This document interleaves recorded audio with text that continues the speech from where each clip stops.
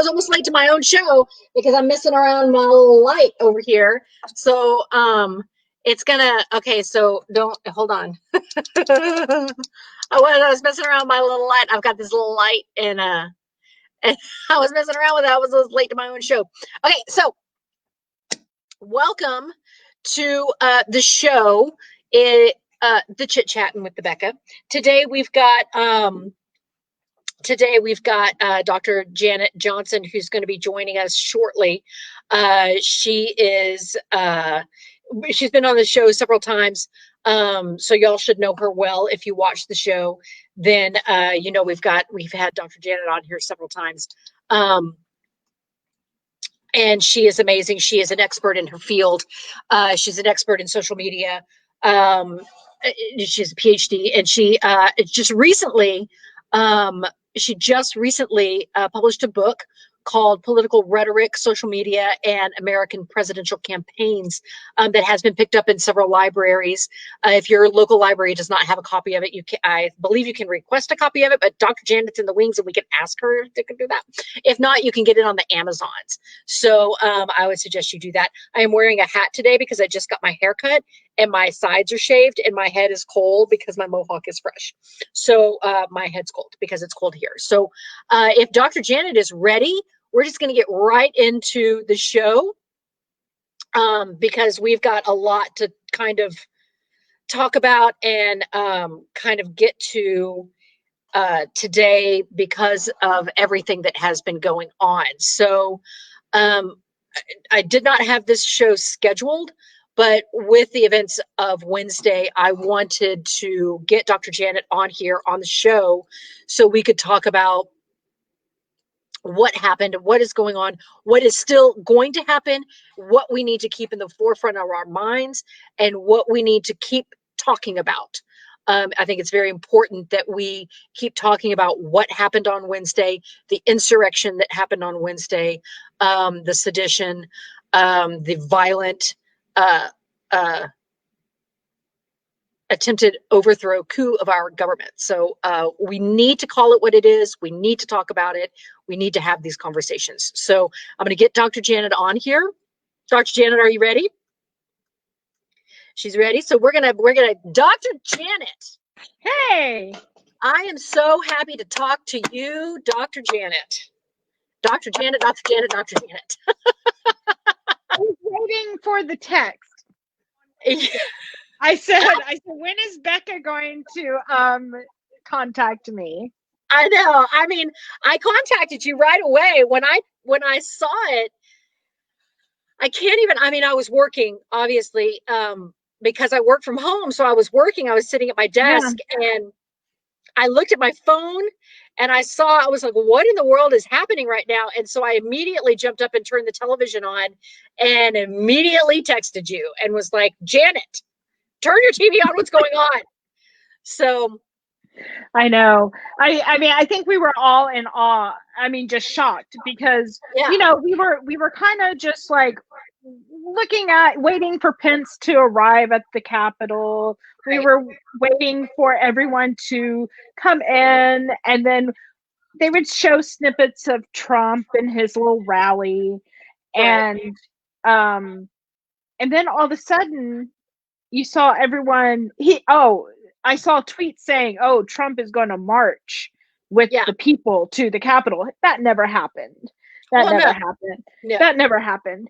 And so the one thing, and talk about a coward who didn't, said, hey, I'm going to do this with you, and never showed. That should prove to you what kind of leader he is. Exactly. And then all of a sudden, I'm sitting there texting with a friend, and I go, I think I was texting your sister too, and with Helen, and I said, hey y'all, you might want to turn on the TV. Yeah. There's people like climbing up the walls of the Capitol. Yeah. and it just happened so fast. It happened so fast. Didn't it feel like the speech was over? It was like a mission, and It it within felt minutes, like were it felt like a it felt like a permission granted, and now yeah, go do what I've asked you to do. yeah. I was Now looking at the yeah, I I, was looking I at the will transcript of the script of his of speech his that speech. day. Yeah, Yeah, and I it's was just barely glancing through it. yeah, and so I pulled out my handy dandy rhetorical guide that Uh-huh. of the terms and everything to help me because I'm a dorky rhetorician, And I and love it. I And that's why think we love you. and so to explain things, I think of how do we form our words and phrases to move people to action. And so Right. I'm going to do a deep dive into this speech and try to rhetorically analyze it. Oh, Um, wonderful. paragraph by paragraph because there's some very, very interesting ways that I have been noticing that he's been, he says, compliment somebody Hmm. and then he'll ditch them in the next sentence, Right. and then his contradictions Hmm. are just so interesting. And he said, I told Mike Pence that if you don't speak up for me, that's a you know that's weak, but Right. it takes a stronger person to support me and say Right. this is fraudulent. And so if you're not with him, it's strong. Actually, what Pence did was a lot stronger than what Trump wanted him to do. I agree. I agree. And, He drew a line in the sand and said, "No, no mas. I'm not going any further than that." right. Because he has supported him and his violent He's rhetoric. kept quiet. He's kept quiet Yes, all this and time. he's complicit. He's Yeah. complicit in what happened. Mhm. And I was talking, we just celebrated Dr. Helen's birthday today. Oh Dr. yeah, Helen's that's birthday right. is Her birthday's tomorrow. tomorrow. So everyone make sure to say happy birthday to Dr. Helen. She was just over here. We were having we Oh, went she out and didn't tell got me that. I told her I was I going to talk to her, and I was like, "Why didn't you?" She didn't tell me that. She just I know. acted. She's She secretive. acted like she acted She's like she secretive. wasn't. She was like, "Oh, you're going to be on Becca," and I'm like, "Well, she should have known because she was She's just yeah, over there." she's secretive. So you know how she is. But Helen and I were just talking about um I lost my train of thought, but I'll get it back. So we were You were, talking about the different I lost my train of thought. you That okay? happens. You were. Helen was over there. Her Yes. birthday. You should Yes. celebrate it. Yes. And Mike Pence was complicit. Yeah, we had been having a lot of discussion about making sure that we need to specifically call what what what it was, which is we need to call it an insurrection. We Right. need to call it sedition. We need to call it terrorism. We talked about, I specifically talked about the need to call white supremacy terrorism. And we need to begin to make these distinctions, because if we don't make these distinctions and we don't use the terms, then we are brushing it under the rug and just Yeah, you're saying, downplaying it. yeah, we're Like downplaying it. we We're don't saying, no, have it wasn't that big of a terrorism. deal. Yeah, it's cool. They were just mad and upset, and bless their little hearts. We need to call it what it is. Yeah, these groups are as dangerous as ISIS. They are, exactly. And I have been saying that since Wednesday. And These groups, and since before, these yes, groups are as dangerous as ISIS. And I've been and following. I'm on they the TikTok. organize. They Yeah, organize they're the same very way. They organized. recruit. Mm-hmm. And a few years ago, I was doing interviews about ISIS and how they were Mm-hmm. organizing and recruiting online and what Mm-hmm. to watch out for. And they were using the same techniques as these people, if not our president. Exactly. And the one thing we have to think about is America is not immune to other It's not. countries' problems. It's not. And the one thing that the Trump administration has sort of broke open with social media is shown its tribalism, and shown that there's pockets, of people who can organize and become a threat to America and to our democracy, which is what terrorists want to do. That's what ISIS wanted to do. Yes. And I mean, people might say, "Oh, that's too stark of a contrast," but is it? It might be different. It's not. They just have different agendas, but the one agenda that they agree on is destroy democracy. Exactly. And I think it's very important. I think it's very important for us to continue to have these conversations and to continue to be very open and honest. I've had a lot of very difficult conversations this week, since Wednesday, because I feel like we need to talk about where we are.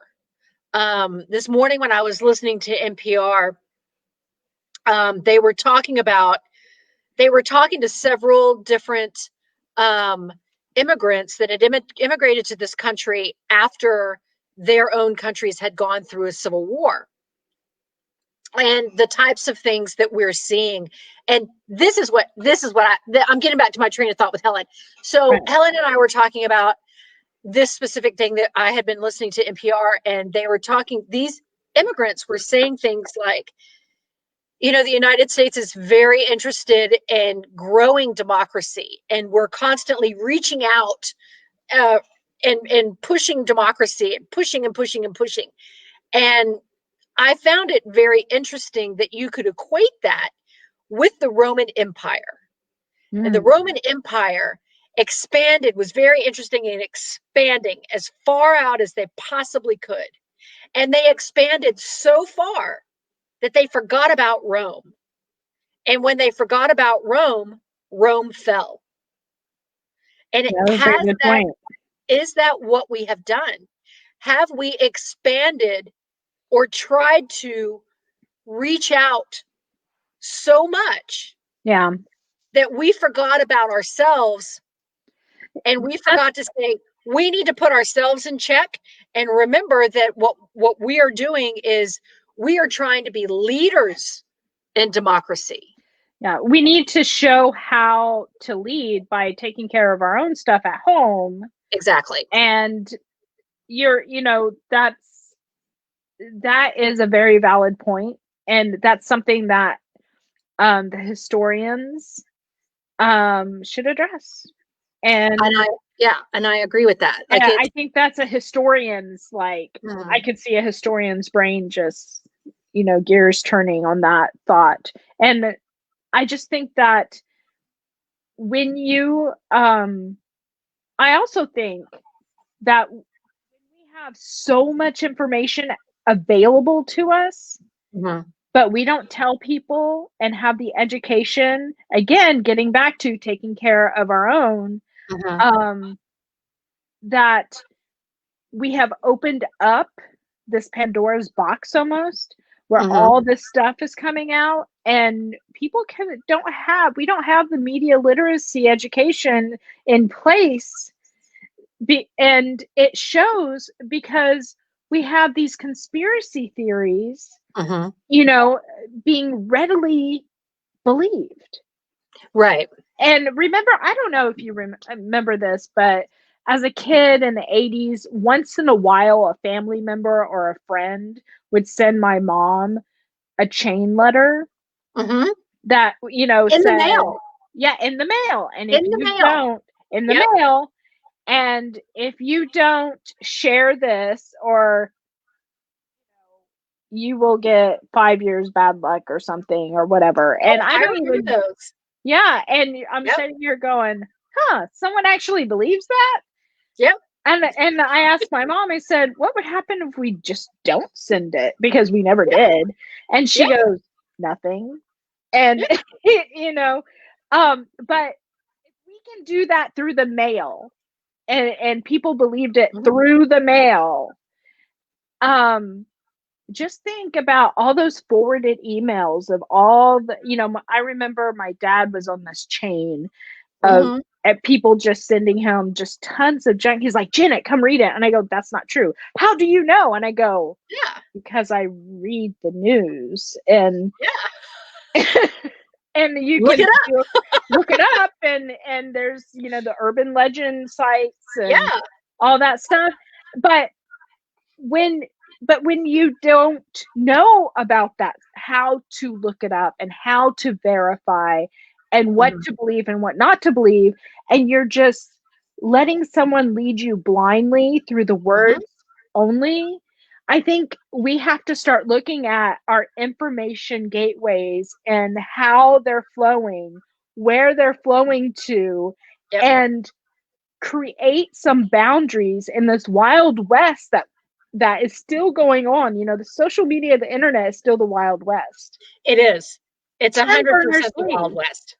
the inventor of the internet, he has this great TED talk about how he's so disappointed, and he wants people, when Web 2.0 sort of it went the way of social media, he Mm-hmm. said he wanted this to happen, but he didn't want it to destroy democracy like it has. Right.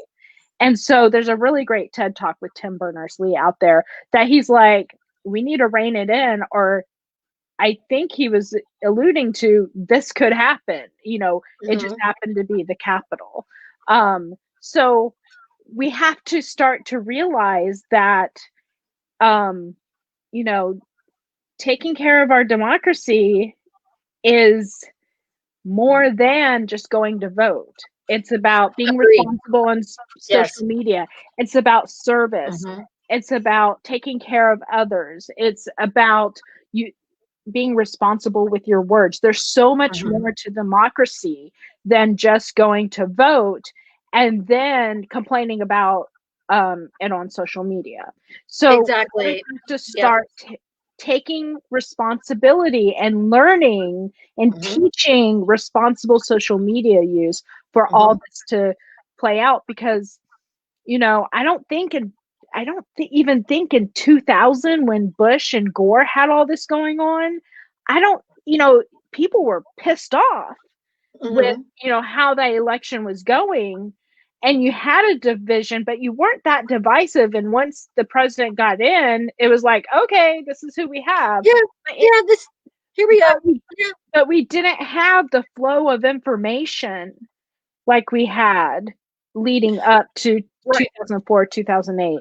The Well, first time, I was going to say, the first time that we saw an election getting played with was when Dan Rather got handed those documents and they were the Killerman documents claiming that George Bush didn't do his time in the National Guard. mm-hmm. Now, there have been verified reports by by a Boston paper and other news organizations, but they just didn't have the false documents that Mm-hmm. were handed to 60 Minutes.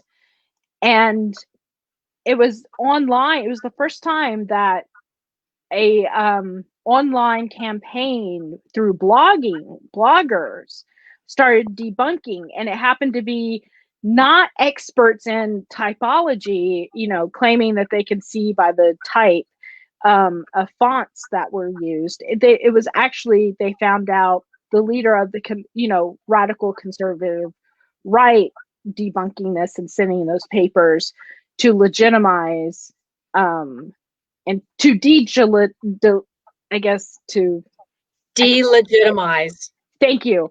It's hard to The say. news. I know. And it's probably not even a word. I make up words. My dad's like, I that's not a word. creationalize words all the time. I There's know, nothing I wrong know. with I'm sorry. I'm creationalizing a a word. rhetorician. I can make Yeah. up words. I have a You can PhD do what in you it. want. That's We can right. do what we want. I'm an expert in words. I can make them You up. have a PhD. That's right. Do what you want. So we have, my cousin says, a big factor in taking care of our democracy is improving the state of civics Mm-hmm. education. So Mm-hmm. yeah, I really I truly agree with believe. that. I feel like when I was in school. Now I graduated in 1990, so I'll tell my age. I'm a 1972 model, so I'll tell my age. When 71. I was in school, yeah, um, I only had to take one semester of civics. That's it. You know what? We never had civics in in our high school. Yeah, and I think it was an elective. Government. We had government, but I also think that might have been an elective. I think Texas history was required, but I think government and civics was an elective, and I think I took it because I'm interested in that. But I feel like we need to, much like Kathy is your cousin. Yeah. Much like your cousin said, I think that civics needs to be I fully agree. Required and taught early and taught throughout school. So you have an early education. Yeah, you have an early education of what it is to be civic minded, and you know, we don't have those classes anymore. We don't have, like, I remember my sister in high school. She had a class, and it's probably her civics class, where they balanced their checkbook and learned how to do. I never had that. We never learned about all that. And but I also went to school in New Jersey, and we had just a different curriculum. And but I thought, wow, I never got the some of the classes that my sister and my brother did, which was civics and doing just like basic skills in life. Basic life skills, yeah. Yeah, and I think that's what we're missing. Yeah. And I think it's a lot of what we're missing. I will tell you that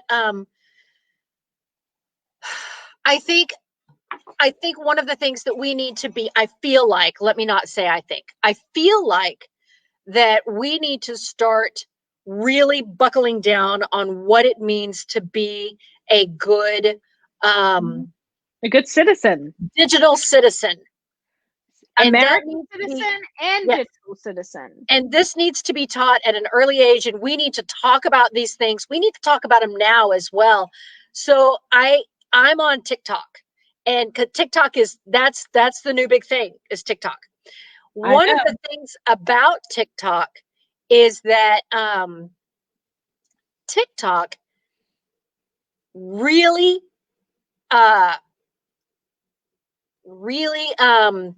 pushes their digital, I don't want to say censorship, because it's not censoring so much as saying what you're saying is not proper on our platform. So if you put up a video and that video violates their platform specifics in any way, it's taken down like that. Yeah. Like that. Like it doesn't stay up there for a couple days, maybe a week, until they go, oh, I guess we should. This might be bad. It's like, no, they're like, no, that needs to come down. And I would like to see that with other social media platforms. And so everyone's complaining on Twitter right now that, who are in support of Trump, and they disagree with him being permanently banned from Twitter. And they're like, this is the new town square. And I'm like, no, this is a privately owned company. We are in Jack's home, at Jack's business. We are in Jack Dorsey's business, and he's allowing us through the doors if we just, play by the rules. Like, and he has the right to throw you out. And yes, I likened it to the mall today. Like, you did go to the mall, and but we're going to be thrown out if we start looting or we start encouraging people to shoplift. We can sit there and say, oh, I don't like this outfit, or I don't really care for that store, or I can sit there and share my opinions with people. But the minute that I start trouble, the mall is not, you're not going to be expected to stay. No, you're not going to be allowed to stay. The privilege of shopping in this mall. So I feel like we need to start talking about, I feel like we need to start making that, not being afraid to say, this is hate speech, this is free speech, because where the line has been blurred so much that now people can say whatever they want. Right. And it's, And oh, I and can do you whatever can't. I want. And you can't. If I And use you can't. fire in a movie house, in a movie theater, that is causing, could hurt people. It causes chaos. It's meant to move you to action, that word. Right. You can't say fire. You can't. That's not free Out speech of in a fire. movie theater. You can't. You can't. You can't yell run. You can't say gun. You can't do any of that. And we need to go ahead and say You that's can't it. belittle people and be Yeah. hateful to a section of Americans or a population. You cannot promote hate speech with that is not free speech. It's Free not. speech, free speech is me saying I dislike how I dislike Trump's rhetoric.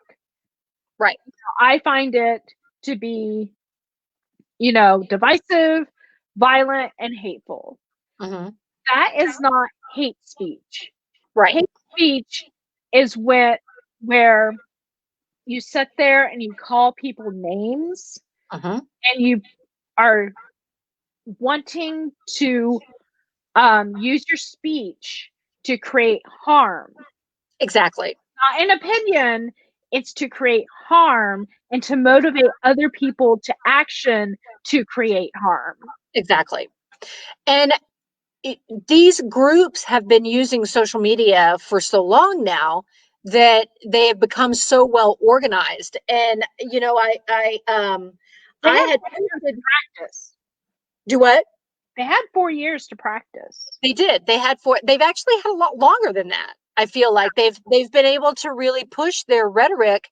Um, I say this often, and I've said it for a long time, is that Trump has been stirring this pot for 12 years. He Yeah. started stirring this pot prior to President Barack Obama taking office. Well, He yeah, started, in so 2000. he's been stirring this pot since then. So he's had over a decade to push his rhetoric and to push his hate speech and to get to the point where he has caused what I believe he wanted to cause, which was an insurrection. Because what he wants is to remain in power Yeah. in any way he can remain in power. Bill Maher, I don't know if you listened to Bill Maher on HBO on Friday nights.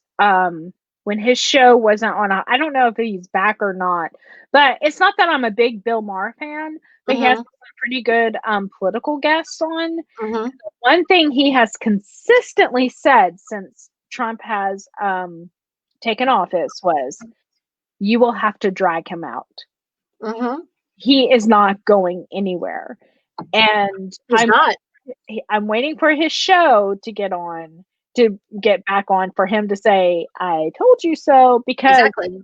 I fully believed it as well, because he made the argument of the similarities to dictatorship Mm-hmm. and rhetoric of dictatorship, um, was just so, when Trump spoke and how Trump spoke, it just made you cringe and say Mm-hmm. something's going to happen. And Yes. And I thought that all along.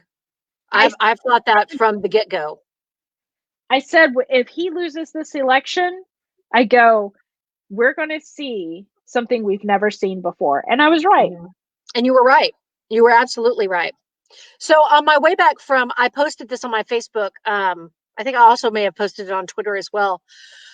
On the way back from the holiday, I was listening to the podcast 2 minutes past 9, Yeah. and it talks. I 100. I am recommending that every single person go and listen to this. It goes in 15-minute episodes. It's called 2 minutes past 9. It's put out by the BBC. It is a deep dive into the far right, starting with Timothy McVeigh. And your cousin says the new season starts on January 15th of Bill Maher. Thank you. Thank you. Yes, we appreciate you. It starts with the Oklahoma City bombing and Timothy McVeigh and moves into where the far right is today, and how they organize, and how they recruit people, where they're getting people, and all of that. So it's a fascinating dive into This is how these nothing folks new. This has are grown. organizing. Yeah, Do what? this has grown. This is very grassroots. This is Oh yeah. you plant the seed of doubt, you plant the seed, and then you watch it grow. Well, And and this is 100% domestic terrorism. I mean, these militia groups that they're forming, they're domestic terrorists. That's what they are. And that's what we need to call them. We need to call each and every one of those people that joined in to storming the Capitol building and joined in on that insurrection. We need to call each and every one of them what they are, and that's terrorists. mm-hmm. And they need to be prosecuted as terrorists. Yeah, And and I will say the people who are being arrested today and recently, my one concern is Trump going to pardon them? Well, and I think that that's one of the things that's so important about the second impeachment, because he wouldn't have that power. Right. And and he also couldn't run in 2024. And Correct. that's another scary there's a lot of things that I'm in support with the impeachment, because it takes away some of those powers that he couldn't run in 2024. He wouldn't have any power in that area. And that's one thing that I think Pelosi just wants to get done, is like there's some little, it's not so much of getting him out of office just to get him out. I mean, because it's the future. It's the future of right. I think he loses his pension. He loses a lot of things that he does. No. And he shouldn't be paid by the American people. We should not be paying somebody who incited an insurrection. We should not be doing that. I mean, I'm very upset about what happened. Hoping he would resign. I'm hoping he will resign.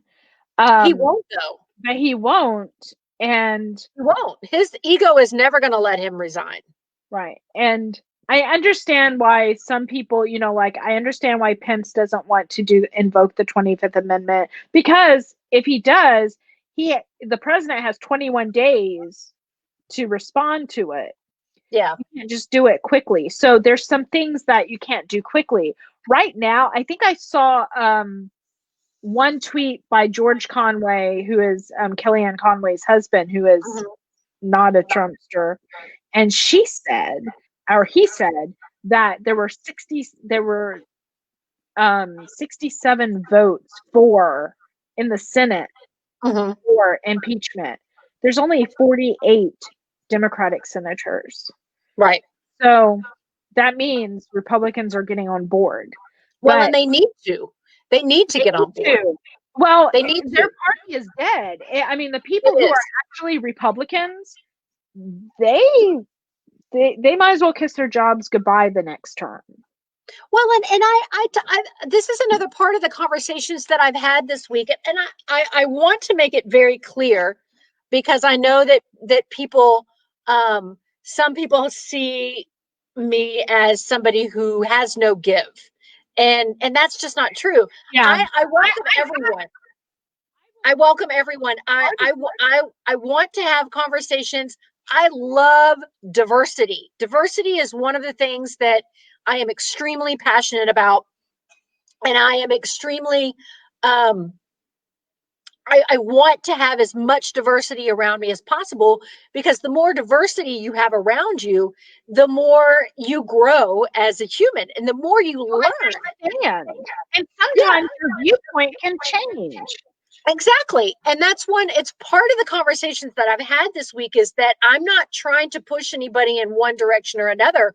What I'm saying is that, I welcome conservatives. I welcome Republicans. I welcome progressives, Democrats.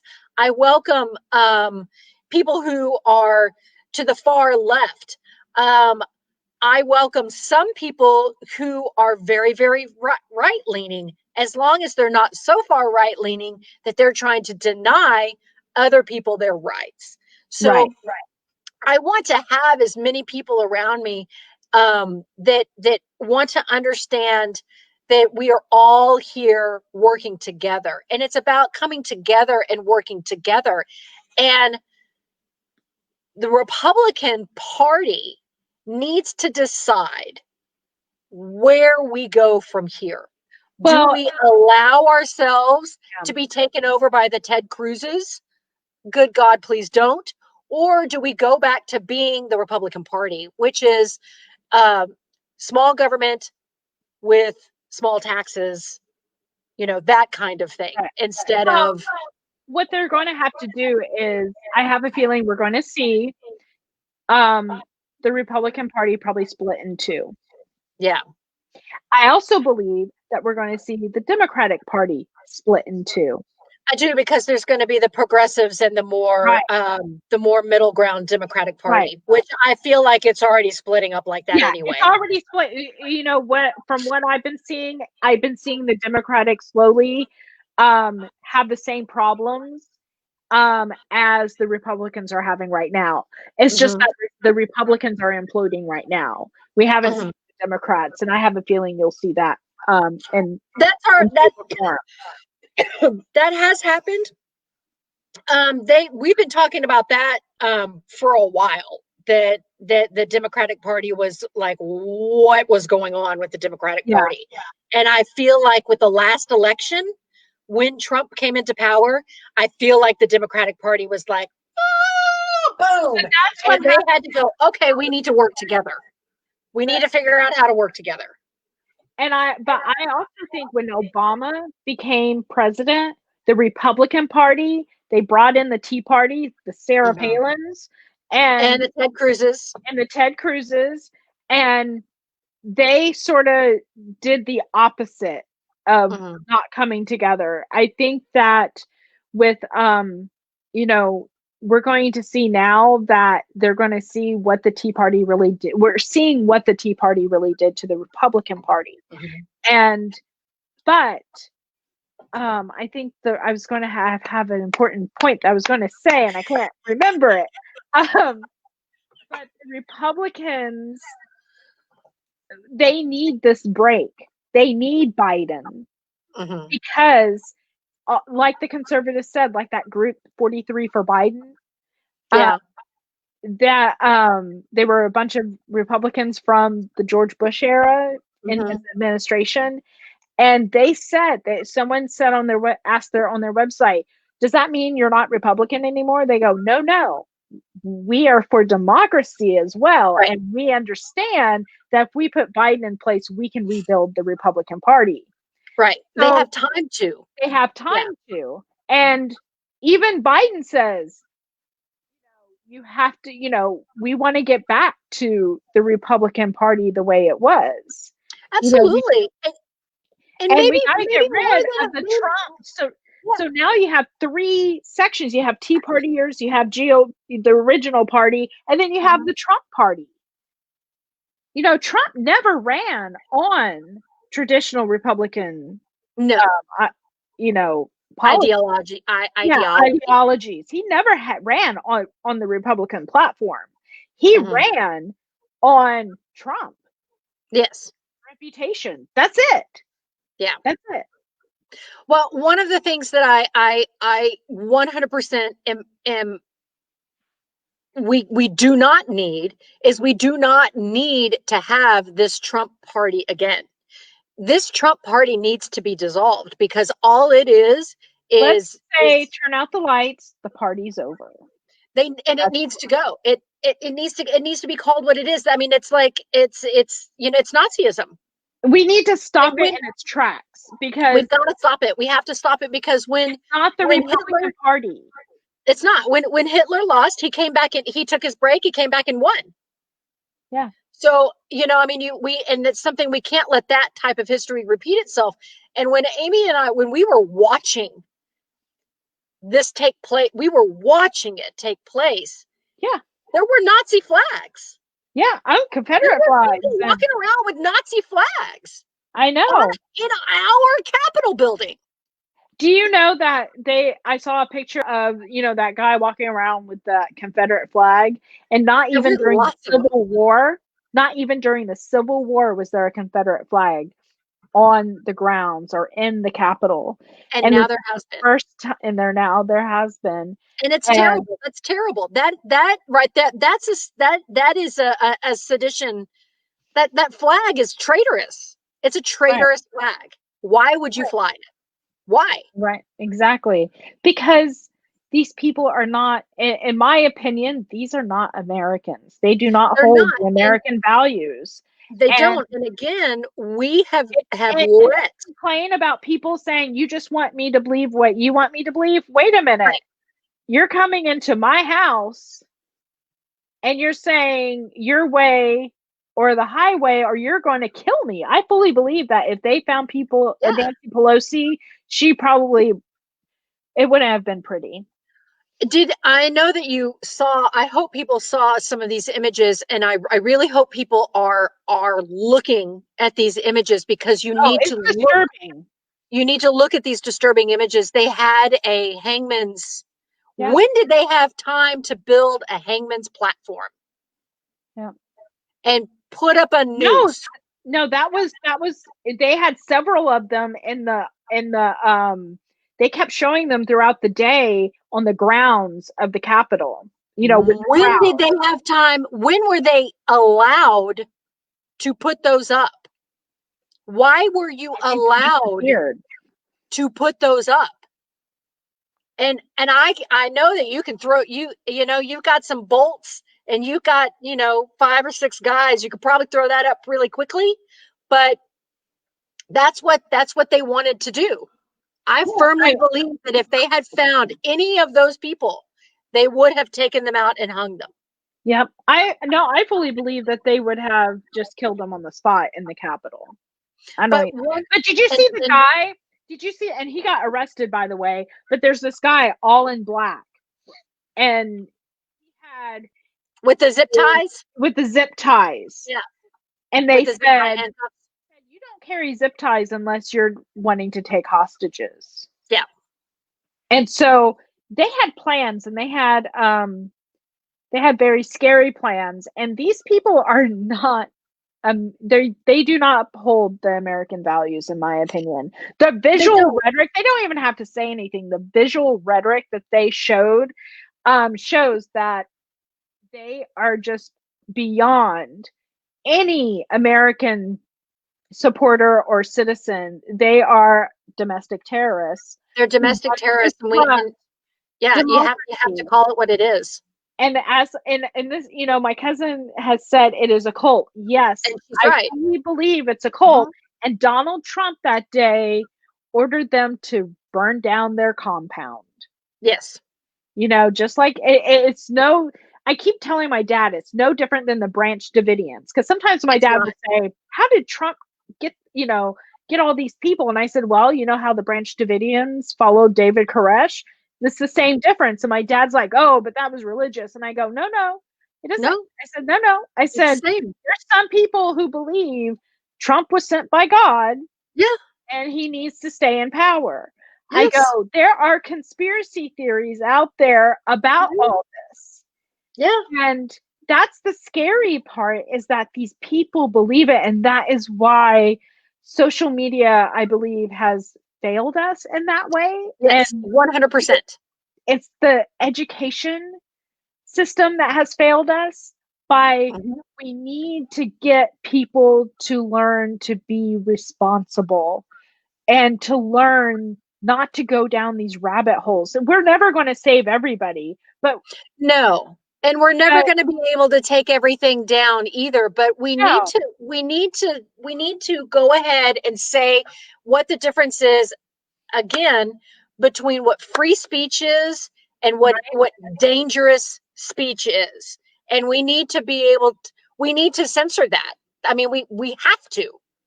We have Well, to. and for years we have censored it. In Trump's speech, he says media censors. Yes, they do censor hate speech. Yes. They are going to censor you by saying, you know, he called. I saw the speech once and I can't find it again because no one shows it because I wanted the transcript. And it was like the speech where he comes out after Biden and says, "Oh, we won the election. I know you're pissed off, but we won." And he just stoked the fire even more. And then he's like, "You're very special people." President-elect Biden just said they were called them what they were, Well, domestic that's terrorists. the speech that he gave right when it was going Right? on, and Yes. President-elect Biden was like, "You need to do something about this, dude." So he Comes goes out out and into calls the them special garden and he's people. like, "You guys we love you and you're so special, but y'all Screwed knock it over. off." Yeah, like why y'all knock it off? Come down here and have a cup of coffee. It's. Sitting there going, okay, um, And I watched that too. I was watching that happen, and I was like, "You have got too. to be kidding me!" Me too. I was Yeah, yelling. I go, special people. yeah, And I just could not believe it. And then everyone just shut it down. People are like, we're not showing anything from Trump again. And they silenced him because that was fueling the fire. That's not exactly, censorship. That's called protecting national security. And I was exactly. at a talk at the Bush Library. I love going to the Bush Library talks because they always bring in really great people. And right before the election of 2016, General Michael Hayden was on, and he had just written this book. And they asked him, "Who are you voting for in the election?" He goes, "Hillary Clinton." Now, mind you, this man was appointed by George Bush, Mm-hmm. and he was a staunch Republican. He was a very active Republican. And they said, "Why?" And he said, "Because Donald Trump's rhetoric is a threat to national security." This is the man who ran both the CIA and the NSA. And he was the director for both of them. And if anyone knows our national secrets, it's this man. And the one thing he told me, because I got to meet him, and I was telling him about a book I was writing, and he goes, "Well, That's now been published. that's now been published, and at the right time and right place, right?" Exactly. The one thing he said was, and I used this in my book and I framed sort of one of the sections there about how he just wanted to be president for the celebrityness of it. Yeah. That's the ultimate. You know how some actors want the Oscar? Yeah. Trump wanted the presidency. He's And wanted it for a very long time. I remember in the 80s, whenever I lived in New Jersey, he was on the news all the time Yeah. about something, the social scene and everything. But I remember when he got really big in the 80s, he was on Oprah. And Yeah. I was like, "Oh, look, Donald Trump, the guy from the news, is on Oprah." And she asked him about being president, and he said, "Maybe someday." So it's always been brewing. Right. That was his Well, ultimate yeah. goal of power, because Yeah. he had power in New York City. He built everything, up, and tried to, buy up all the real estate that he could, but failed at some points. But the presidency was what he wanted, and it was the Kardashian effect. Mm-hmm. It's this, and that's why we fell for it, because it was the Kardashian effect that we fall for celebrities, and we don't care about experience. Remember, whenever Right. we had presidents, they had military Right. experience, they had leadership, they held other offices. They were the best person for the They were job. the best person. Yeah. And then Donald Trump comes in, and he was so charismatic. People loved him from his show, The Apprentice. He told it how it was, very colloquial and very not folksy, but plain spoken man who used vocabulary of the everyday person. And he won people over that way with empty promises. He did, And but if you go back and look and listen to his rhetoric, it's very hateful. oh, it is very hateful. And one of the things that bothers And me his a lot Twitter is account. started is this a that long time ago. his rhetoric has always been very hateful, and it's when you live in the world that I live in, and I am in my community, I am a member of the LGBTQ plus community, and being an out and proud gay woman, it is terrifying to be an out and proud gay woman because you don't know who you're going to come across from day to day. So when you experience that and even though I live in my beautiful little bubble in East Dallas that is so progressive and so fantastic, when I leave my bubble and move about in space and other places, I have to be very careful about who I come in contact with because there is so much hate and where I go because People there is think they so can much. say or do whatever they want to you. Absolutely. Just because of an You're assumption that different because they see different. by the way I look. So they see me in a sweatshirt with a mohawk and they immediately think there's something wrong with that girl and I need to go say it to her. So they come up to me and they say things. And I'm like, I don't know who you Who think are you are. you? You're talking to the wrong person. Like you don't know You me. don't know Like me. you don't know what's happening up in here. Like I could be crazy, and people feel like they can just go up to anybody and say anything that they want. And and you just can't. And that's been fueled for so long. It's been fueled for so long because people are using social media to be able to say whatever they want, that now they feel like they can go out in the world and say whatever they want to whoever they Well, want. I also blame reality television, like The Real Housewives, Absolutely. because people are like, why aren't women further ahead? Well, have you watched The Bachelor and The Bachelorette? Have you watched The Real Housewives? Yeah, They why are treat we portrayed that way? yeah, they treat Why do women. we allow ourselves to be portrayed like that? And I'm like, and people are like, you don't watch that? And I'm like, no, my brain Why cells. would I watch that? Like that's And, terrible. Why would I want to watch that? yeah, and they're like, it's just entertainment. I go, no, it's training people to treat women like they're crap because they're Exactly. treating each other like crap. You want to get ahead in the world, women? Stop watching Real Stop Housewives. watching that crap. Stop watching that crap and start Yeah. respecting yourselves and your representation in the media. That's how we change it. And it all goes back to and we've I talked just about had this. a little rant there. You did. You tear it up. I know. And It just makes me so mad.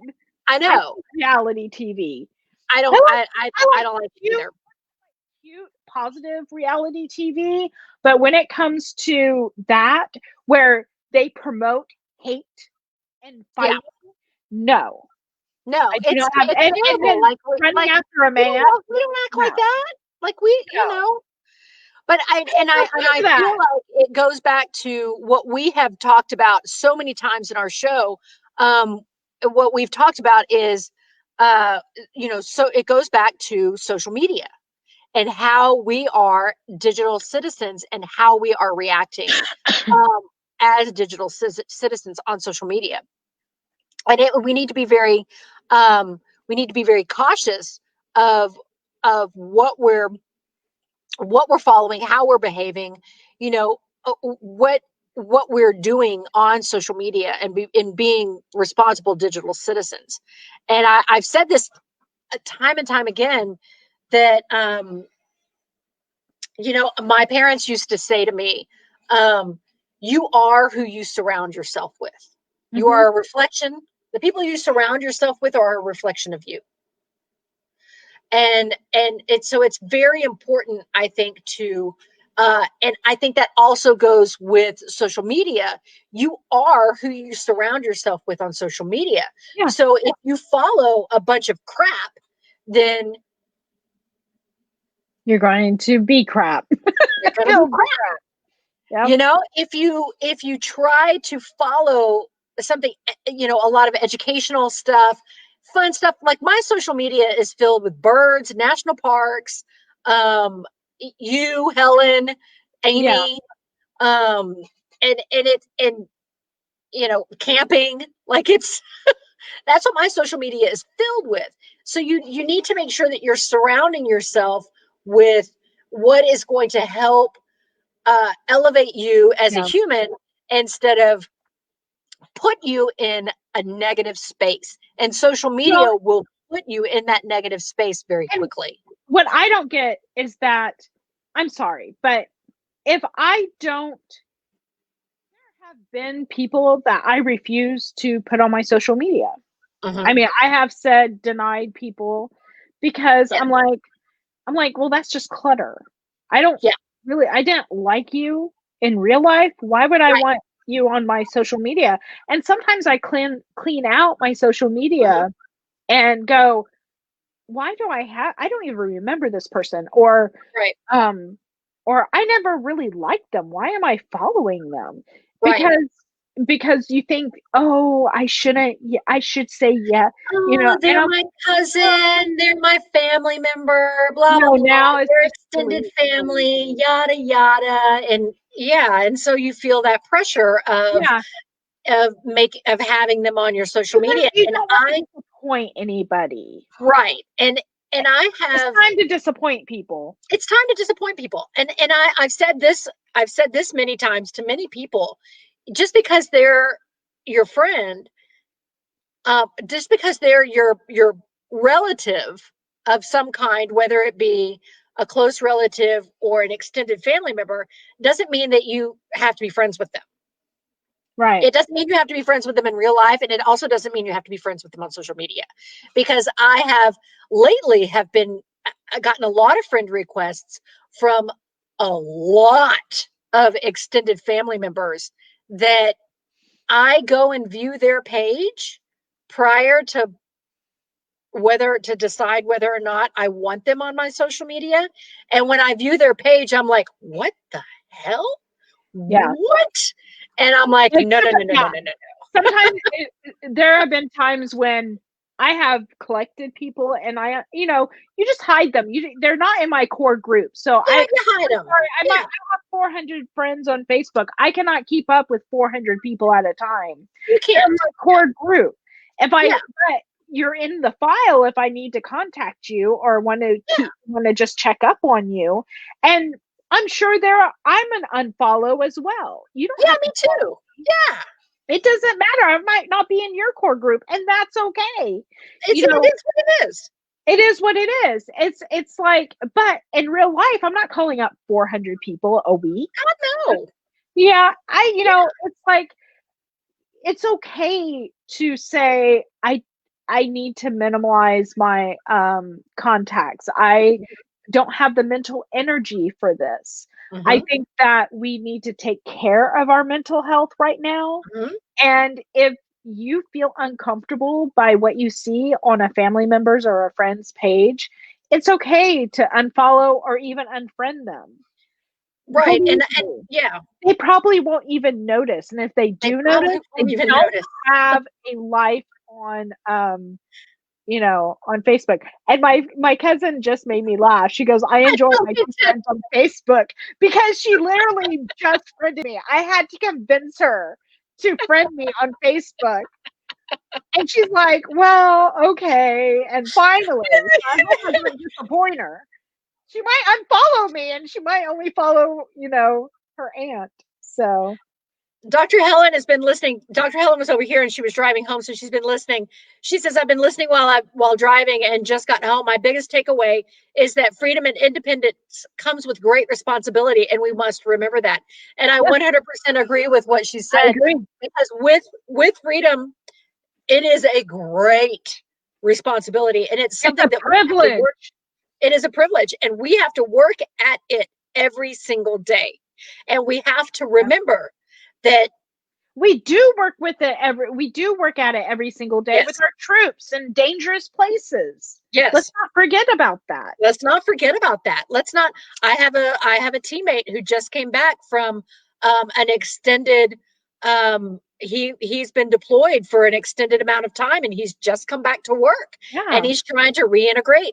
And it's and he's been giving his life He's been putting his life on the line every single day so we can enjoy our freedoms here.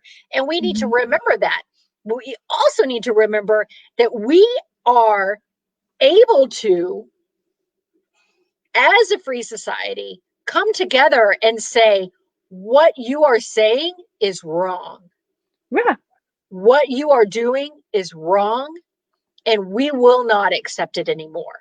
As a free society, we will not accept it. Kathy doesn't know how to unfollow. I know. I We can show you how to do that. Yeah, I'll show you how to unfollow me, Kathy. So you don't have to listen to me anymore. I'm going to be talking with her later today. I promised a Zoom call. She might not want to Zoom with me later. She's like, I don't know. I just listened to you for a while. And I don't know. One of the things that I wanted to talk to you about, you said something earlier today. You used the word citizen journalism. And I find that to be a really great term, because once we have this in our hand, because we have this in our hand, and y'all saw me the other day when we had last weekend, when we had the police in my cul-de-sac. That's what you were doing. I was live broadcasting from a cul-de-sac because we've got some stuff going down in my cul-de-sac, and the popo is here, and it was terrifying. But I was being a citizen journalist at that moment. You were being an accidental journalist. Exactly. I was using the power of my phone. You could go live. To go live so y'all could see. You beat any journalist in the field. Exactly. Because I'm here. You're here. It's just like at the Capitol. Everyone had their phones. Now, mind you, I'm not too sure if they were journalists, but that was the most well-documented American history event I've ever seen. That was, could you imagine? Just think about this. Even though it's different in many ways, but just think, if we had this technology during 9/11, how different the pictures in our head would be. Right. Like right now, we just see the two towers falling. Right. And as devastating as running covered in ash, but could you imagine if we saw the people inside and the terror and just the, in many ways, I'm glad we didn't have that technology to see that. But the pictures in our head. Now, that's what made me so disturbed on Wednesday, was that these people were posing inside the Capitol. They had no shame. They had no shame, and they took pride in it. Well, and this is still a win for them. This is a victory for them. Yeah, but it makes me think about that social media influencer. These are infamous influencers. These are people who thought that they were, this was their social media moment. That was their Instagram moment. But that's what was so disturbing in this, was that we have become so comfortable being on camera and being and sharing our voice, no matter how hateful or whatnot you are. They have no shame, and that's what we need to dial down. It's like Helen goes, it takes a great responsibility to hold one of those devices in our hands, and it's a responsibility of ours. Now, I have gone through journalism school. I was trained in media. If we did anything and like that, we would have been taken off the air. We would have been, it's not censoring, it's responsibility to tell it's responsibility. To tell it how it is, and to call out. The one thing journalism does is call out that hate speech and call it what it is. And good journalism will do that. When you have biased journalism, they don't do that. And you can tell that because they would say special people. But when they're calling them domestic terrorists, they're calling them a mob. But the thing of it is that we have a great responsibility holding device in our hands. You could have went out and disturbed the police, right? And you could have been like, where's that guy? Let me find him. And you could have been irresponsible. Right. And the one thing about it is that we have to remember, we may be holding that device and we may be documenting an event that might be disturbing, but we also have to remember there's a time to put it away and a time to say, hey, this isn't what I should be doing. And, you know, I need to have respect for some people, or because it could be a sensitive, but the one thing I love is that there are sites dedicated. People have made accounts putting these people's pictures and collecting all the pictures and identifying all these domestic terrorists. And the one thing I love, love, love is that they are getting fired from their jobs. There are consequences.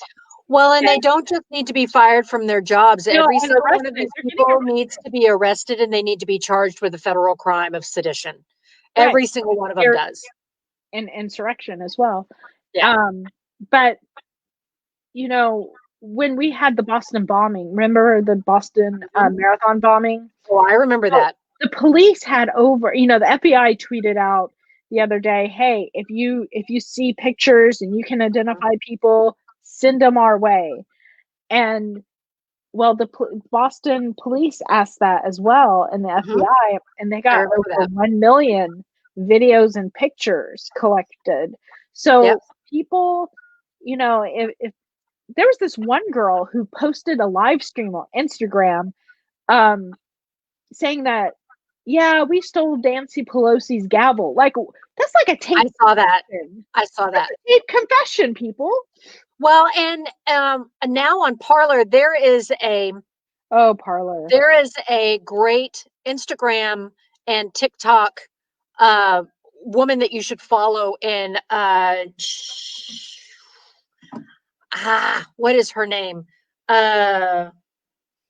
She is on Parler, posting stuff constantly on Parler, so people can see. She calls herself the Parler martyr. She reads Parler, so you don't have to. But she's called. Well, you know, Google Play banned it from their app store now, and Apple is considering it. So you should follow the Big Weird Mom on Instagram. Okay. And she is on Parler as well, and she's collecting a lot of information from Parler. One of her posts showed that the Proud Boys are telling people, you guys need to get off social media because you're getting caught. Guess what? Too late. Too late. Too late. The Proud Boys, they need to be treated as terrorists. They need to be treated as a terrorist organization. Right. QAnon needs to be treated as a terrorist organization. And I know we weren't going to talk about QAnon because we're terrified they might be listening, but guess what? They need to be treated as a terrorist organization. Well, these folks need to be held accountable. The Proud Boys, the neo-Nazis, all the groups. All of that. I read an article about how many groups were involved in this, and they're all scary groups. They're as scary as ISIS, in my opinion. I agree. And I'm scared. I really, really, really want Joe Biden to be inside someplace that is undisclosed for inauguration. Like, I agree with that. To Alaska or something where they don't know where you are. Right. You know? It's just not. I just feel as if he can come here. He can come here. We can do it right from this computer right here. We can do it right here. Do it right here. We can do it right here. We're making a nice little, glass of matcha tea.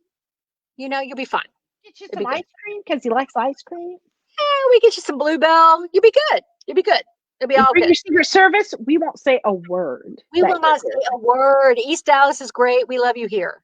Yeah, we're I think we should be the security detail for Biden at the inauguration. We should be in charge of it. You'll be fine. You'll be fine. You'll be fine. You'll be fine. You'll be fine. Yeah. You'll be fine. Yeah. But I feel like it was very terrifying to watch the live stream of what these people ultimately believe. And you really got really the only way we've ever been able to get a sense of how these folks are operating, what they truly believe, what they want to do is if they've been infiltrated by some sort of undercover agent. They now, with all of that live streaming and with all of the openness and with what they believe was a victory for them, they have now shown us who they are, where they You're are, capable of, what they're thinking. It's also shown us how many people in our lives who believe the same thing, they just weren't there. Right. And I think it's very important to have hard conversations right now, more than any time in your life that you've had to have a hard conversation. And I've had to have so many hard conversations in my life. Now is the time we need to continue with those hard conversations, because we need to be able to say to our friends and family, listen, just because you feel some hate in your heart, it doesn't mean it's too late to let it go and try to remember who we all are, which is every one of us is a human. Mm-hmm. And we're all connected to each other. And it's not too late. It's not too late to stop and say, You know okay, what? wait. Maybe I went too far here. Yeah. Maybe I went overboard, and I need to remember who I love and who I want in my life. And remember that these people are important to me. And I would hate to see something happen to them. And I would hate to see something happen to my country and my democracy. Now is the time to have those conversations. And they're hard and they suck and they're difficult. But you got to have them. You got to have them. Go back.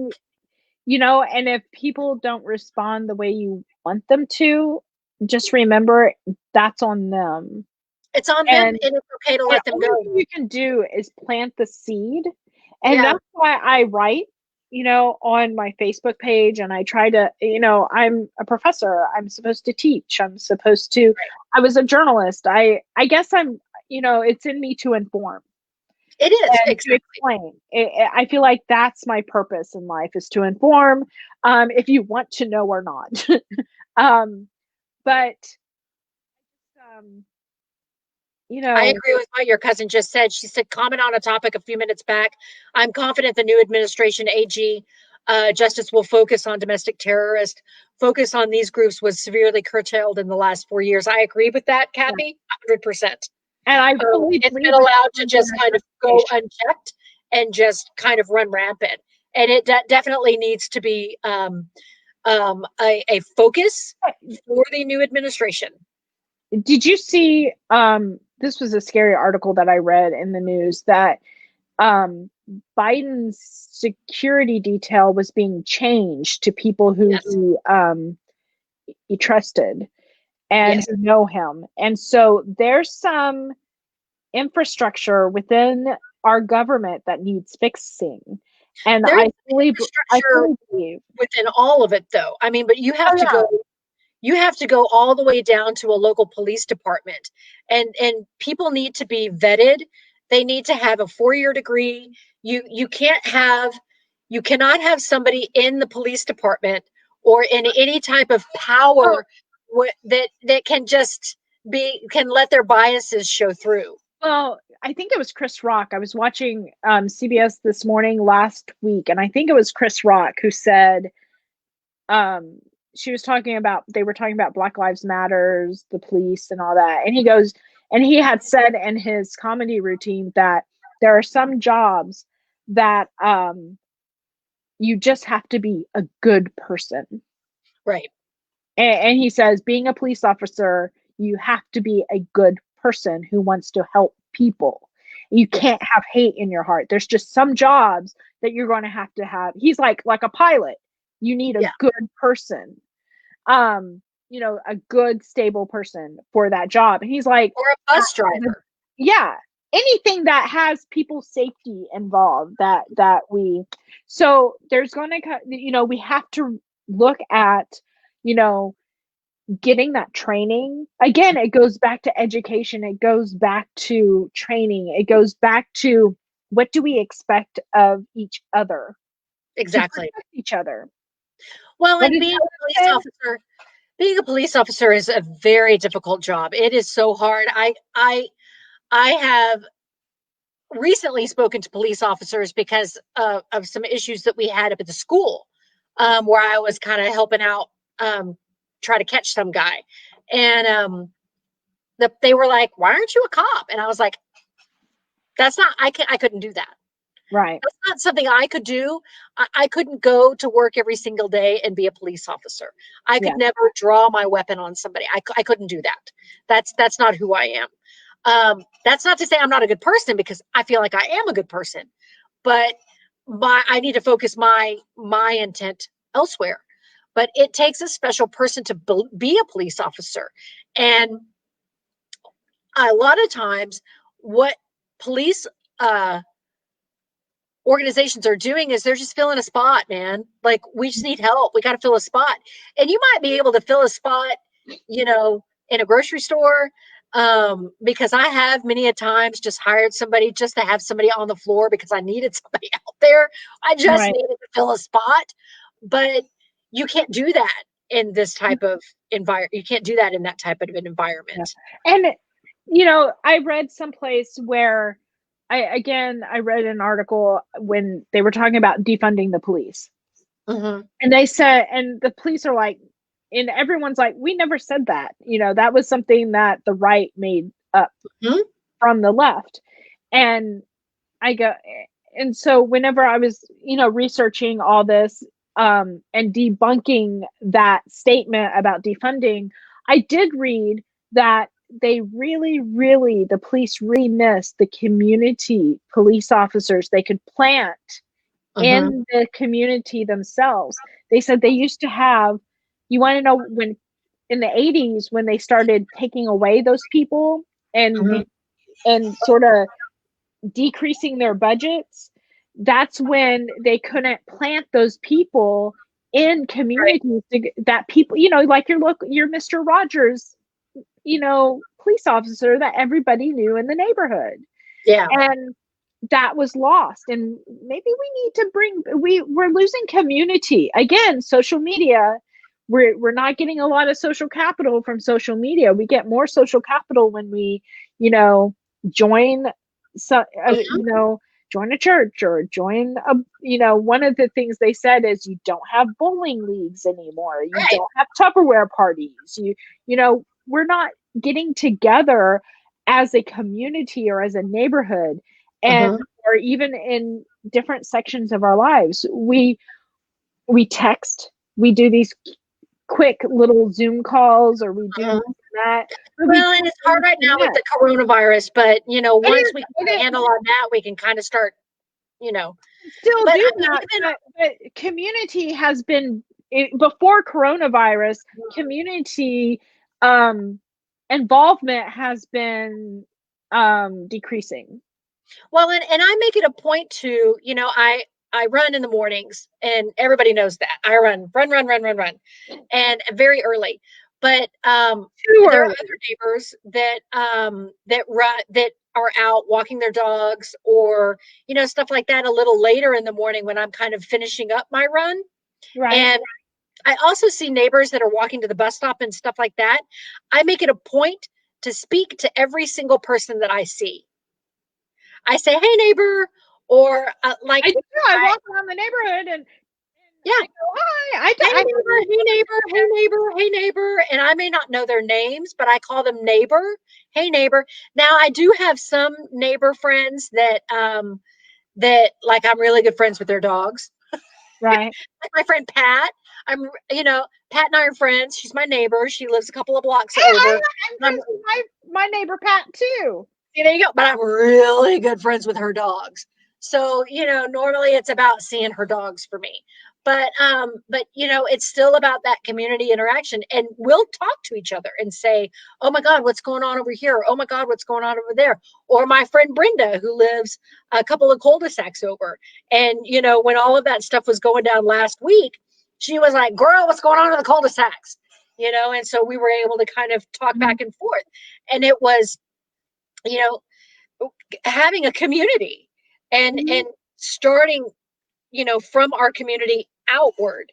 I think is very important to remember to put the social media down Yeah. and get out there and talk to people. And well, not right now on account of the Not corona. right now. Wear a Yeah, mask. not right now. Please don't do it right now. But to have those street barbecues, and stuff like that, where we can start to kind of come together again as a nation, Have and conversations. Have and real conversations. and have real conversations and have hard conversations.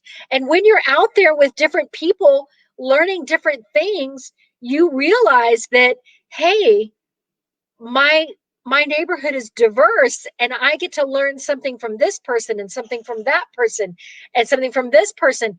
And we can all realize that it doesn't matter what we look like, who we are, where we go to church, whether we don't go to church. Um, it doesn't matter. We're all the same, and it helps us accept that diversity in our lives. Mm-hmm. And we can help to break up, and we're never going to break up hate altogether. You're just not. No, There's always you're never. There's side. always going to be that. Darth Vader and the Emperor will always be there. They'll always be there. But we can remember that we And don't there will need to be a elect new Darth Donald Vader. Trump. Years Yeah, from but now, there'll be and somebody you don't there. have to elect him. Well, I'm not. I'm just saying there's going to be other things that will be challenging in our lives and Right. hard. That Right. we're not saying that we need to create a utopian society, because that is unachievable. We It's need unachievable. to work on. I want to work on empowering each other, getting Mhm. back to, this attack on the Capitol means we've got a lot of work to do. We do. And it means that we need to build up our democracy through our Yes. words, by showing kindness to others. There's so many little things in your life that you can start doing that can help make this achievable. And Yes. it's just start with little things, like maybe start unfriending people that are hateful online, Yeah. or maybe clean up. Like whenever I'm on Twitter, I like to follow people who are smarter than I am. Like Mhm. I look stupid. I feel like I feel stupid on Twitter because the people I follow are so darn smart.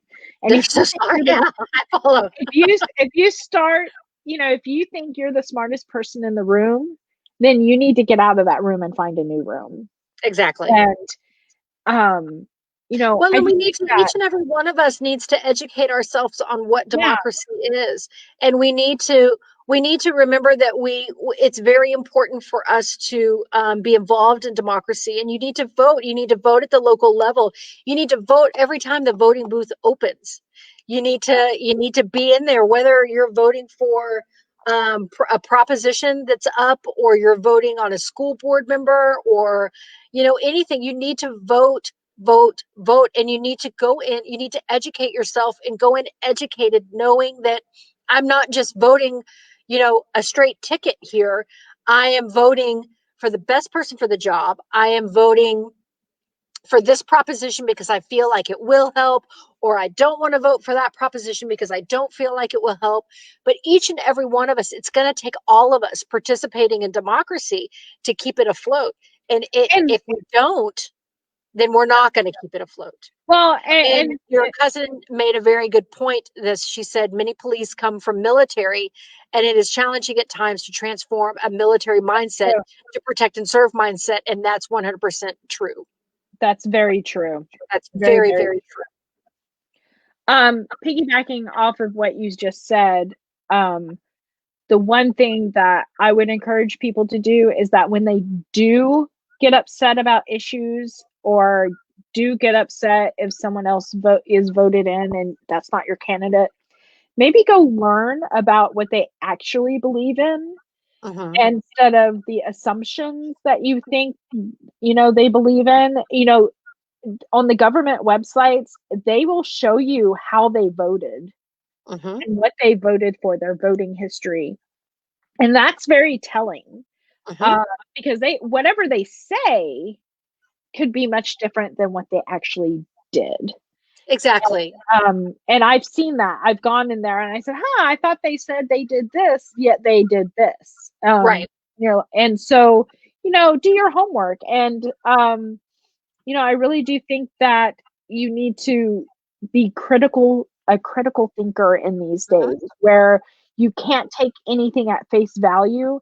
Go and do your research about an issue. You might be surprised how much you might change Exactly. your mind. Well, and I don't, I'm not for the straight ticket voting. I think that you need to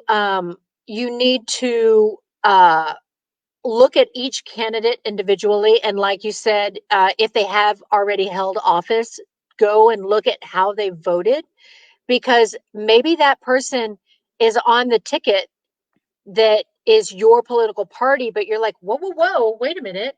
They're not voting the way I want them to vote. They're not dealing with the issues that are important to me. They're voting against, and that's not okay with me. So they may say that they're a part of your party, but they're not voting the way that your party is voting or the way you would want them to vote. That means don't vote for them. You have to understand, we have to start weeding out the personal agendas in politics. Yeah. And getting back to voting for and with the people that you're serving. Because the one thing we vote for a politician to vote in a way that supports the majority of how someone might think. And having someone make decisions for us that will weigh both sides at all times. That has, now we're into personal agendas, personal vendettas, personal, just making it, and they're not even serving and going in there fighting for us. They're thinking about the next election. And exactly. That's wrong. That's the one thing that we need to get away from, is that we voted you in, do your job. If you did your job well, we'll vote you in, but stop campaigning throughout your term. Get the job done. And then I think that's what we've lost. We've lost politicians serving the public. I need you to get to work. We got a lot of stuff going on, and we need you to get at it. We don't need you to be jacking around on the stairs, man. Like, we need you to get at it. Yeah, I want we have a lot of problems in our country that need to be solved, and they're not going to be solved with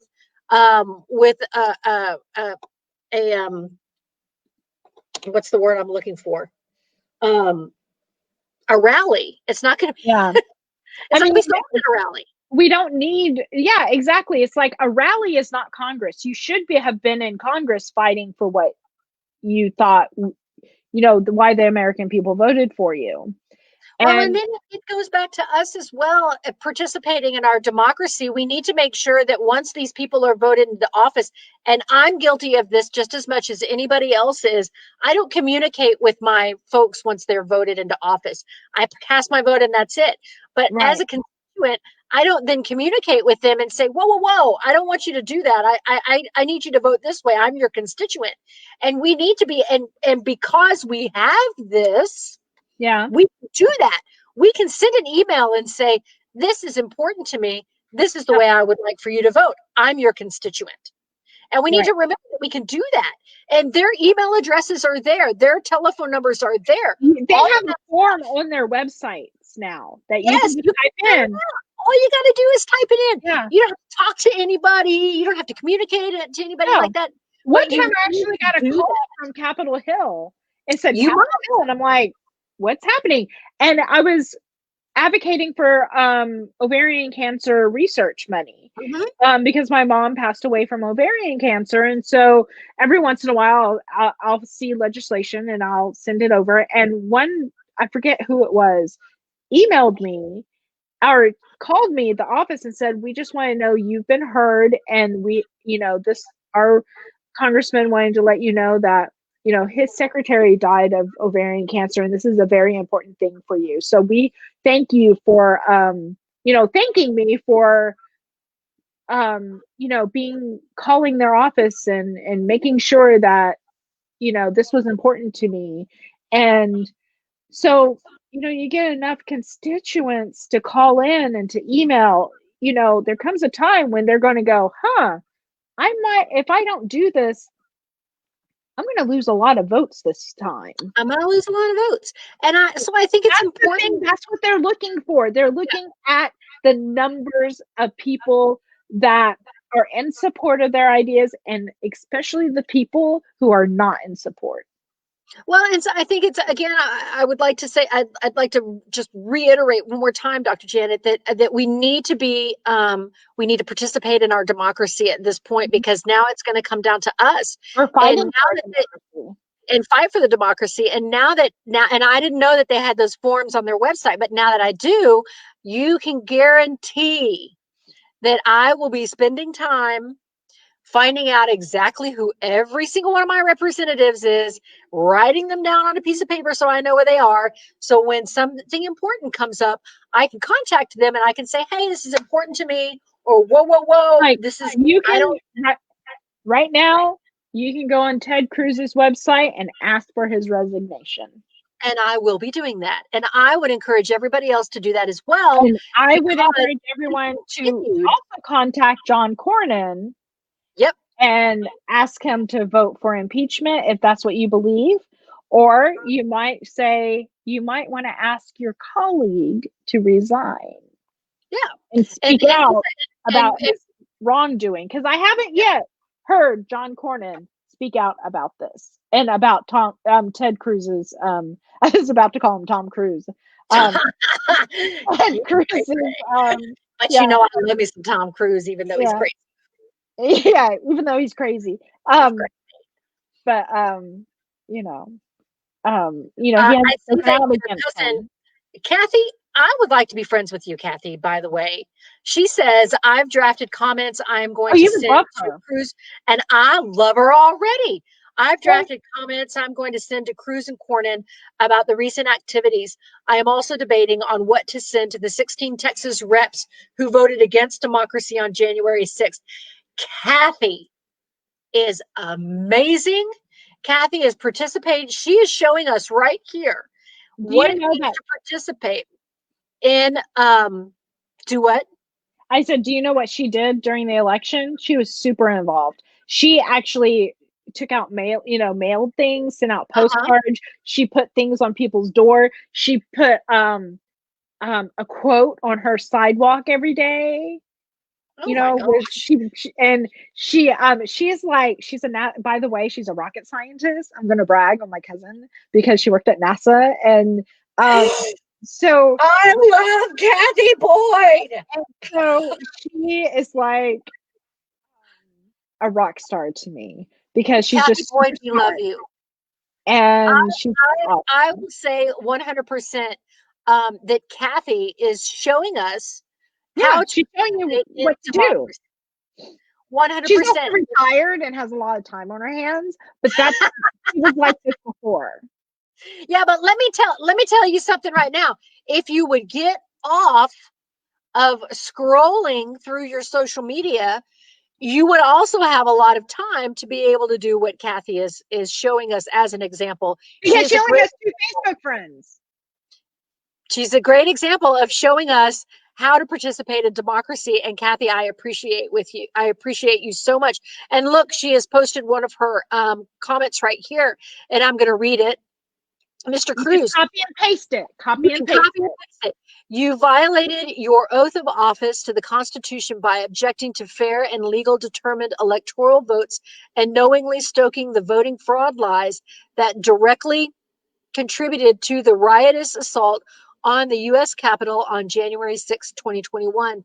In clearer words, you abated and abetted Mr. Trump in the enticing of a seditious riot that resulting in injury and death in the middle of Congress's constitutional responsibility to count electoral votes. Your oath was to defend the Constitution. Thank you.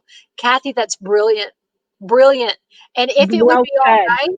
right, would it be okay if we copied and pasted that? If you are from Texas, would it be okay for us to copy and paste that and send that to Cruz? If it would be okay, just let us know, because if it would, I will be copying and pasting that. And if that is all right with you, and sending that to him, because it is ridiculous that he's still walking around. So And I would like to. She says, sure. Yay! So go on. Ted Cruz has a form on his website, and maybe I can find it.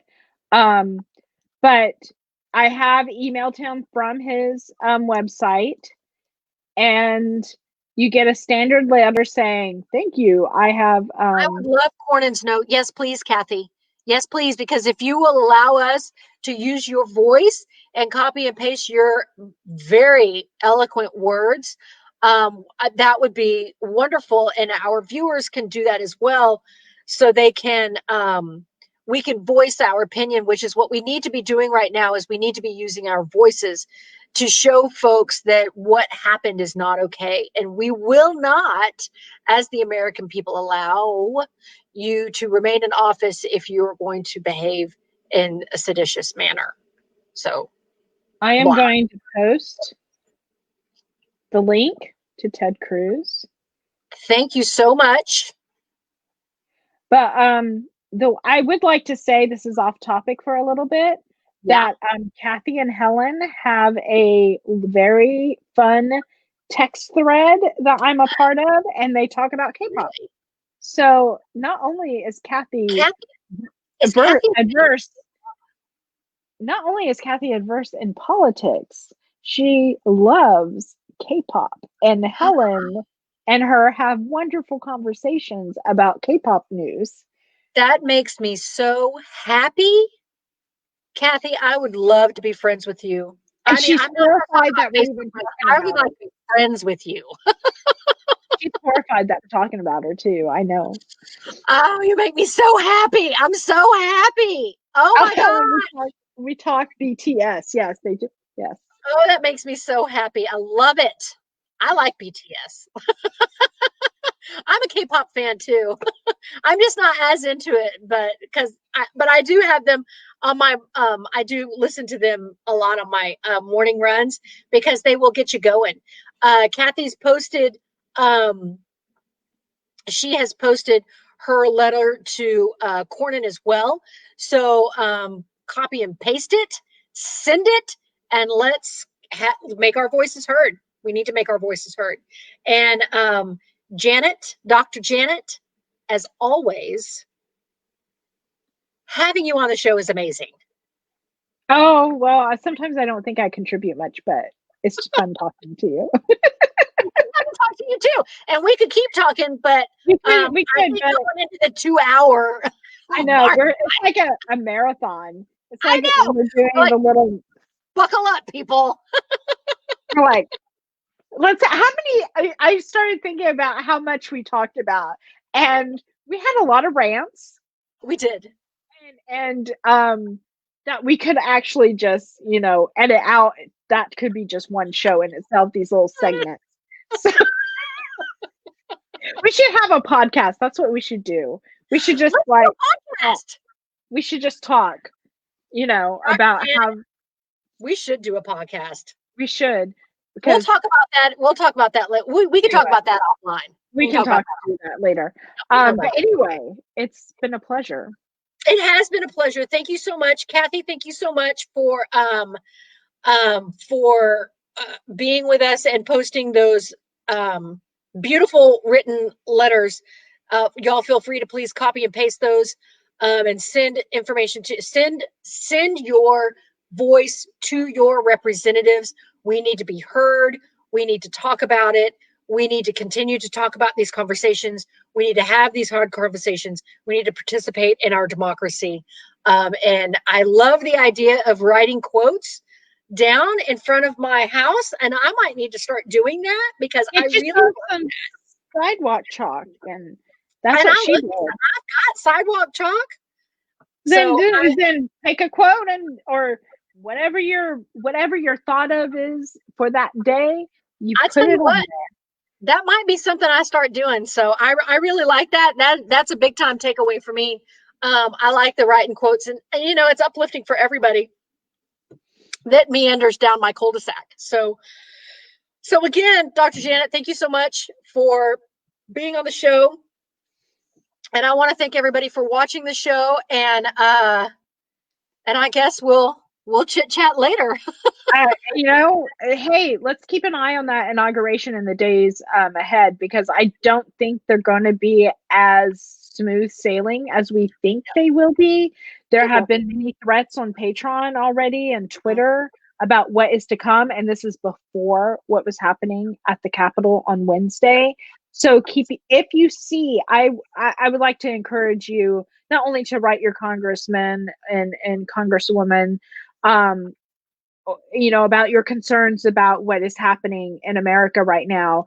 What I would encourage you to do is, if you see any social media posts that you find violent, threatening, or anything that you find disturbing, please report it. They want you to report it. That's why they have a report button on that you can report something that you find inappropriate. It's okay. They might come back and say, hey, we can't do anything about it, but at least you reported it. And I have done that. I feel no shame about it. Nope. If I find something false or fake, I will report it, because I think the person might not know that it was, or and I do it. I do it to anybody. So if you are on my social media at all, if you are friends with me on Facebook, or if we are following each other on Twitter, or if we are on Instagram together, any of the social media platforms I'm on, if you do post something that is false, I do report it. It doesn't matter if you're my friend or not. I still report it, because that's a part of being a good digital citizen. Exactly. And if you don't protect your space, you're kind of letting that slide, and we're going to go back to where we were. So we need to be more vigilant. But I actually will tell the person, hey, I think this is false. Is this legitimate? And I've had people go, oh, you're right, I shouldn't have posted this. And they take it down. And they also explain why they took it down. That's being responsible. And, and I'm not even, sometimes I fall for stuff. So don't think that you're immune to, that I'm sitting here going, oh, that never happens to me. That has happened. No, it happens to me as well. I really try to be a good digital citizen, and sometimes I get sucked too. We're processing things so quick, and things are just going do, and you share and you go, wait a minute, and you find out, oh, I better go delete that, because information, it's coming at us so fast. We've got to stay diligent, and that's what I just would encourage everyone to do. And you may think that you don't have time to read that article, and what I really am enjoying lately is that I'm really sticking to certain sites: NPR, CNN, Washington Post, New York Times. I'm really sticking to those sites, and they will tell you at the top of an article how long the read is. So it'll say 5-minute read, 7-minute read. Now, for me, it's a little bit longer because I do have some learning challenges. So a 7-minute read for me might be a 10, 15-minute read for me. But I still take the time to read every article from top to bottom, every single word that I post. And I would encourage you to do the same thing. So you're not just, again, posting a headline, you're actually posting an article that says what it is you intend for it to say, what you intend your point to be, and not just, I'm posting an article because the headline is sensational.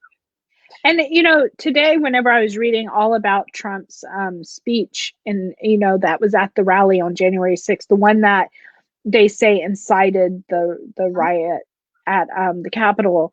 It took me a while though to find the actual transcript of what he said, because I wanted to not hear quote bits and pieces of it. I wanted to read the Yeah, whole thing through. exactly. So if I encourage everyone to do that once in a while. If you don't let the media define it for you. Go out and actually find the thing that they're trying to report on, because you might then go read that media article, because then you'll have a different perspective of it. And you might actually already have an idea of what you think about it. So I would just, I encourage you to do your homework and Mhm. not take things at face value. I agree with that 100%.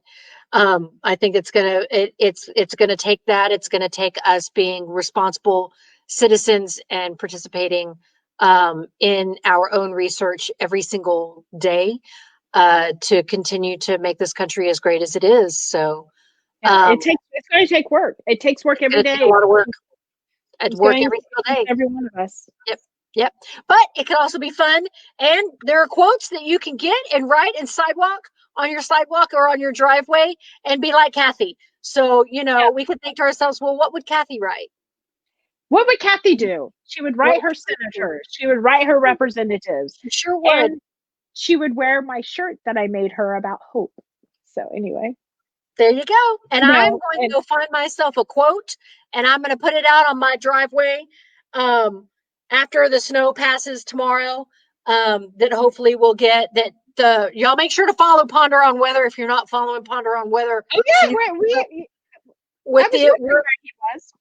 yeah, well, we had so much to talk about. I just wanted to get right into it. So, but we need to follow. Y'all need to go and follow him because we've got some winter weather coming in, and he's going to be telling us all about it, and he'll keep you up to date on what's going on with that. So, with that, I would like to say thank you again, Dr. Janet, for always being available to chat with us, and you and I can have an offline conversation about starting a little podcast, maybe. So, won't that be fun? Yeah, it'd be fun. Well, it'd be fun for us. I'm not too sure about our listeners. They like it'll be I'll be fun. like, oh God, not again. Like not Janet back again. All right. Well, thank you so much. And until next time, y'all, happy chit chatting. Bye.